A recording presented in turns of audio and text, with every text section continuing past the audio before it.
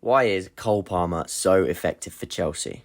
Just to give a brief understanding of the player we're looking at here is Cole Palmer's FBref stats in the last 365 days. As you can tell from this, he is a progressive passer. He likes to bring the ball forward for his team with progressive carries, and he likes to get the team up the pitch. He's got very good shot creating actions, very good expected goals, and expected threat for his team, amongst other midfielders and attackers in the world comparing to them.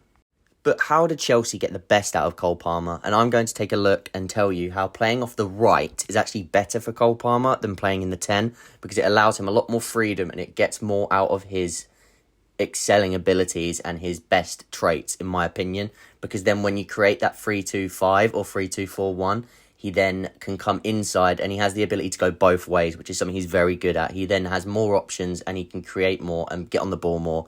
And it just gives him a lot more time and ability to create and be one of the main men for the team.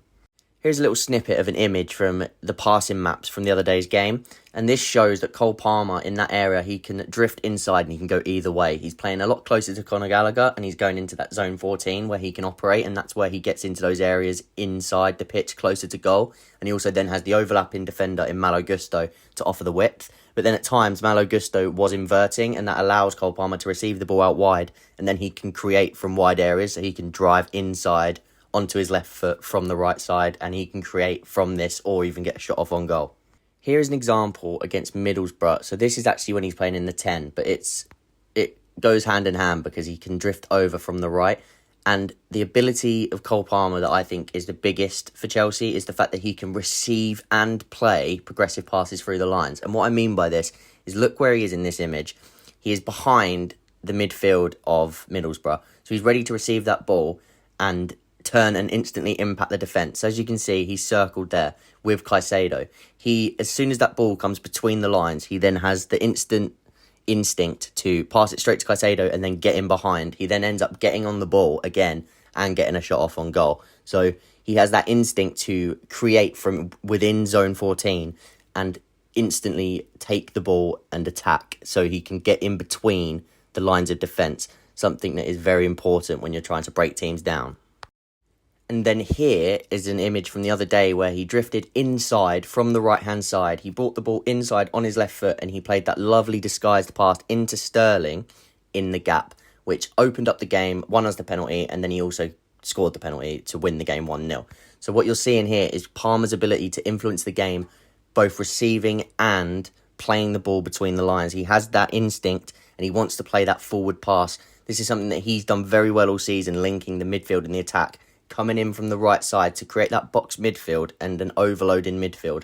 This is why I think he's actually better coming in from the right, because he has more space to be able to drive in. He can lose his man. Fullbacks aren't always going to want to follow this winger inside because then they're leaving space for the overlap. So Palmer can often get away from his man, and that's when he has a bit more time and space to play these passes that he is very good at, playing little disguised reverse passes in behind. And he's done that a lot of times this season. We also saw it against Luton, where he gave up the ball to Sterling out on the wing, and then he attacked the box and got the goal. That wasn't against Luton, actually. I think that was against Sheffield United. But the point stands, and I think Cole Palmer is very effective when he can drift into these positions almost unopposed, and then he can create from that area, or he can also come inside and shoot on his left foot, which I believe he's very good at. He's got very good ball striking ability. So this is how you get the best out of Cole Palmer. The other thing to remember is this is exactly how Pochettino used Christian Eriksen at Tottenham.